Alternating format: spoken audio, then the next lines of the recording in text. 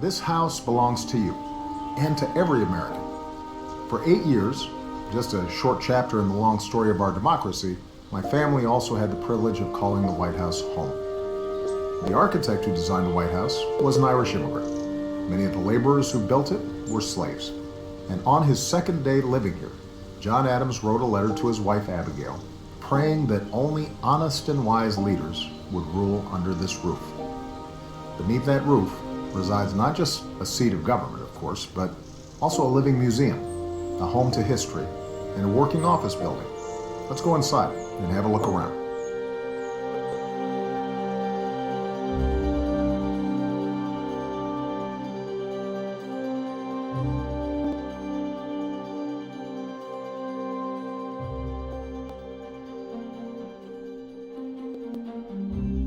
Just inside the north entrance of the White House, this is the Cross Hall. Thousands of tourists walk here every week, taking selfies with portraits of presidents past in the same hall where Jefferson displayed antlers and pelts from Lewis and Clark's expedition. We've welcomed many heads of state here, and this is the carpet that I walked down toward the East Room over there on the left to tell the world that we had delivered justice to Osama bin Laden. I'll never forget coming in here for the first time after my inauguration, starting a new job and moving our family into a new home on the same day. You couldn't help but feel a sense of wonder and gratitude about this place, and that never goes away. The White House is the people's house, and Michelle and I always joke, we're just renters here, and the owners are the American people and all those who've invested in creating this amazing place with so much history. And what we wanted to do was to make sure that everybody felt they had access to it, that it wasn't just the well-connected or somebody who knew a member of Congress that could see this, that as many people as possible could come in and appreciate the place where a Lincoln or an FDR or a Reagan had made decisions that had helped to shape America. And there are a lot of artifacts here that help you appreciate, in a vivid and visceral way, the power of this place. Next door to the Oval Office is the Cabinet Room, with the Rose Garden just beyond those windows. The President sits at the center of the table, opposite the Vice President, and each Cabinet Secretary's seat is assigned according to when their department was established. Sitting in this room gives you the most diverse snapshot of the breadth of issues a president confronts on a daily basis. It's always humbling to look around this table and see people from all walks of life, experts in agriculture and healthcare and foreign policy, working as a team in common cause. This is also where I met with congressional leaders early in 2009 as we planned America's response to the deep economic crisis we inherited at the start of my presidency. It's where President Kennedy convened his national security advisors during the 13 harrowing days of the Cuban Missile Crisis and met with NASA to plan the mission to the moon. And it's where Harry Truman took the oath of office in 1945 after Franklin Roosevelt, our longest-serving president, died. I've hung a portrait of Truman on the wall to the right just by the entrance.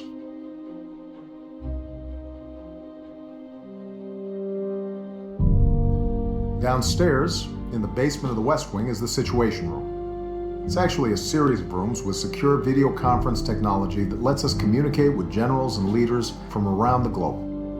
Intelligence and national security officials work here 24/7. Early in his presidency, John F. Kennedy recognized that the White House needed a central information center to monitor intelligence and military missions.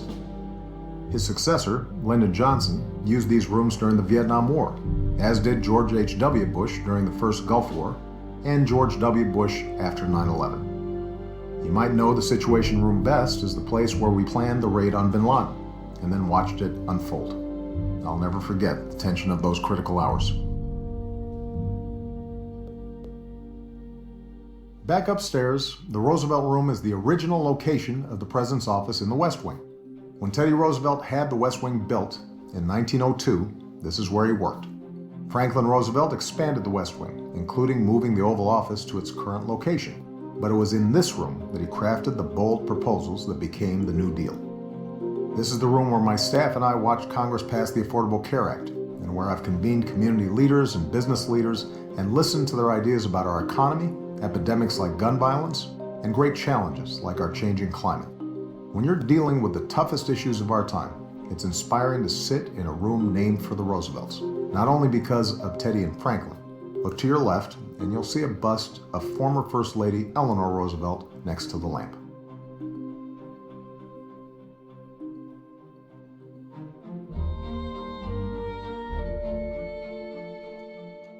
There's no question that Joe Biden will go down as the finest vice president in American history. This is his office, just down the hall. Joe has been my point man on implementing the economic recovery plan that saved our country from another depression, and a trusted advisor on a range of high-stakes foreign policy initiatives. A major part of his legacy will be the work we've started on the Cancer Moonshot, a project close to Joe's big heart. As you look around this room, you can see why America loves Joe Biden. He is truly a family man. His office is overflowing with pictures of his kids and grandkids. Joe and Joe Biden have meant so much to our country over their decades of service, and Michelle and me over the past 8 years. They've become like family. This is the place where I've spent a lot of time over the last 8 years. I remember when I first walked in, and I looked around and I thought, it's actually not as big as I imagined it on television. It's a fairly intimate space. What also struck me was the amazing light that comes in from these windows that you don't always fully appreciate when you just see photographs of it. You never stop feeling humbled by the Oval Office. You never forget that it's in this room where decisions of war and peace and major advancements in civil rights and human rights have all been made. Where for generations, the major debates of the day have taken place. I meet with my senior staff here every single day. I've met here with leaders of Congress and of other countries. I always believed it was more important to take the long view and not to get sidetracked by minute distractions, to stay true to my values and remember why we came here. That's why when I'm sitting at the Resolute desk, I look at busts of Lincoln and Dr. King. When I look out the window, I can also see my girls' swing set.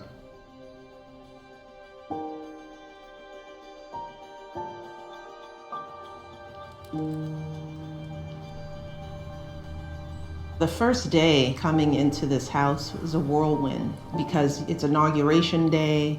You don't get access to this house until the day that the president-elect takes the oath of office and actually becomes the president of the United States. And you feel that way for several months. It takes some time to really settle in and feel like this place is your home. So it was probably around March that I started to be able to take a deep breath and feel this place as not a museum, but as my home. And once we sort of transcended that hurdle, it really does feel like home to us. There are 2 floors upstairs above the state floors, and that's where our home is. That's where our children have grown up. Our children were very little, and Sasha was only in 2nd grade, so this is really the only home she really knows. The staff here, there are friends, there are family, there are people we will miss dearly, and they've done just an excellent job making this wonderful house that is the people's house feel like the home for every first family that walks through those doors, and we will miss it. We'll continue our visit on the state floor, the first level of the White House residence, and the traditional space for hosting public events. This is the Red Room, an elegant parlor and sitting room that has been used for small dinners, social gatherings, and even family musical recitals during the Lincoln administration. Most recently, Eleanor Roosevelt organized briefings here for women journalists who were excluded from regular press conferences.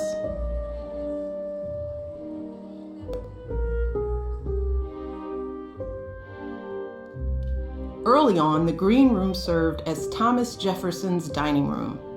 A few years later, James Madison came here to sign America's first declaration of war, which began the War of 1812 against Great Britain.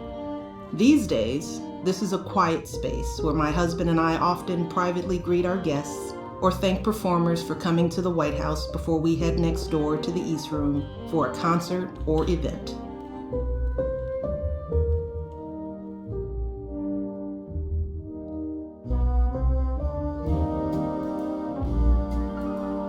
Over the years, the East Room has hosted countless state dinners, concerts, and other important moments in American history. Musicians like Itzhak Perlman, Dizzy Gillespie, Gloria Estefan, Stevie Wonder, and Melissa Etheridge have performed here. This is where President Johnson signed the Civil Rights Act and where Barack signed the Affordable Care Act. Even the paintings are legendary. Dolly Madison saved this famous Gilbert Stuart portrait of George Washington when British troops set fire to the White House in 1814.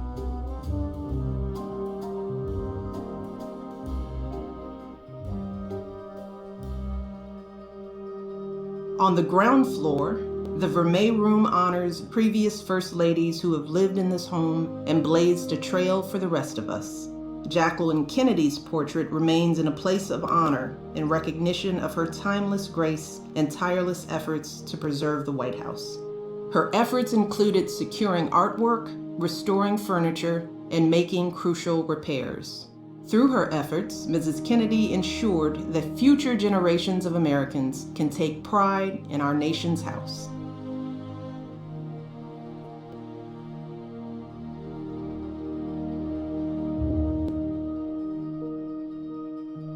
The state dining room might look spacious now, but try to picture it with over 200 guests and performers during an official state visit. It took a lot of careful planning to set up a state dinner here to welcome the Chinese president, President Xi, back in 2011. Fortunately, we have a great team in the White House, and everyone pitched in, from the social office to the electricians to our fabulous chefs. As you're looking around, make sure to take in the new drapes, which echo the distinctive band of Kailua blue on our Obama China service, a color representing the waters off the coast of Hawaii where my husband was born and raised.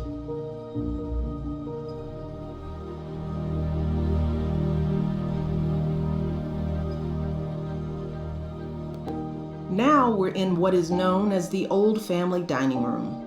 As recently as the Kennedy administration, this is where the first families would often come to eat, which meant dressing up and coming downstairs for a proper dinner. It was a formal space that didn't really lend itself to the kind of relaxed family meals we prefer in the Obama family. This room was never a part of the official White House tour. And because we wanted to broaden the tour and show more of the White House, this was the room primed for renovation and remodel. This is one of the few places where we're really getting to showcase modern and abstract art. And my favorite piece in the entire room is Alma Thomas's piece, Resurrection. It's a beautiful, vibrant painting that, represents hope and possibility, which is an important theme of this administration. But it's also important to me because Alma Thomas is the first female African-American artist to have her work be a part of the White House collection. So that's an exciting part of the story of this room. Inclusiveness, contemporary art, life, vibrancy, all of which I think is representative of what this administration stands for.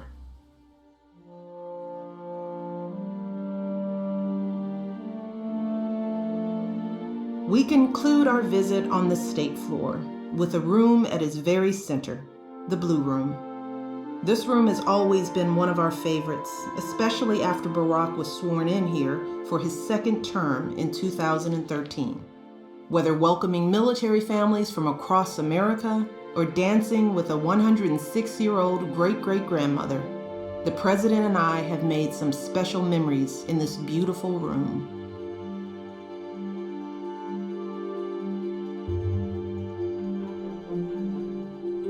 Like the blue room directly above it, you'll notice the diplomatic reception room is a big oval. This design dates back to George Washington's time, who saw oval rooms as a symbol of democracy. The president could stand in the center to greet everyone at a similar distance, and nobody gets stuck in a corner. For more than a century, presidents have used this room to welcome diplomats and heads of state, including the Queen of England. Jackie Kennedy added the wallpaper, which depicts landscapes like Virginia's Natural Bridge, Boston Harbor, and Niagara Falls. This is also where Franklin Roosevelt recorded his famous fireside chats. On a Sunday night, a week after my inauguration, I used the radio to tell you about the banking crisis, about the measures we were taking to meet it. FDR understood how important it is for a president to communicate directly with the American people. Of course, every president since has used radio, television, and now the web and social media to meet citizens where they are. And what you're participating in right now is another step in the story of our progress.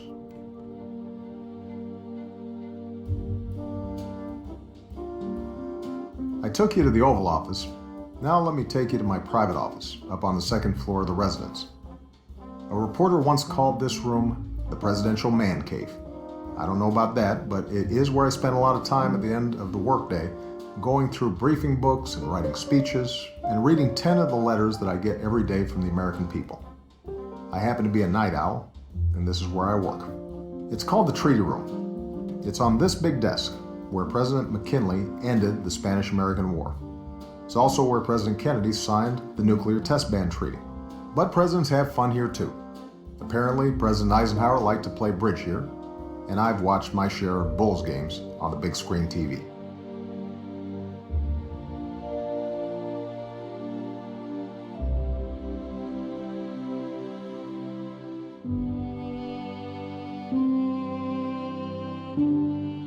In the residence, the place that always inspires me is the Lincoln bedroom. Part of what makes it special is that in the Lincoln bedroom, you have one of 5 handwritten copies of the Gettysburg Address, written by Lincoln himself as part of a war charity.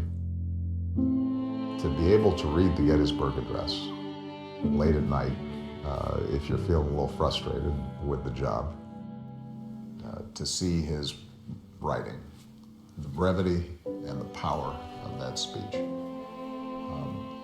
to reflect on the burdens he carried, and the awesome responsibilities and the eloquence and grace with which he responded to the most important crisis of our nation's time on this earth. That has always been something that I have appreciated, and I suspect that on the last night before I leave here, there'll probably be some place where I spend some time. It's been the privilege of my life to serve as your president and commander-in-chief. The country's changed a lot in the 8 years that we've been fortunate enough to call the White House home. And as my family moves out, by so many measures, America is a stronger, safer, better educated, and more tolerant country than we were on the day we moved in. And it's not just because of what happened in these rooms. It's because of what happened in homes and schools and factories and communities and in hearts all across our great country. It's because of the resilience and resourcefulness of the American people. And that's what gives me confidence that our best days still lay ahead. Every president moves to 1600 Pennsylvania Avenue with the full awareness that it is a temporary address. In our time here, we made some great progress, great friends, and great memories. That's what I'll take with me most, the same way you carry memories of your own homes. This is where we watched our daughters grow up. This is where I watched staffers who started with me in Springfield and Sioux City, Iowa, start families of their own. This is where we got to meet talented, devoted, optimistic Americans from every corner of the country and every station in life. Because as beautiful as these buildings are, it's the people in them and the work that's done here. The triumphs and tragedies you experience over the course of your years here. That's what imbues a place with meaning.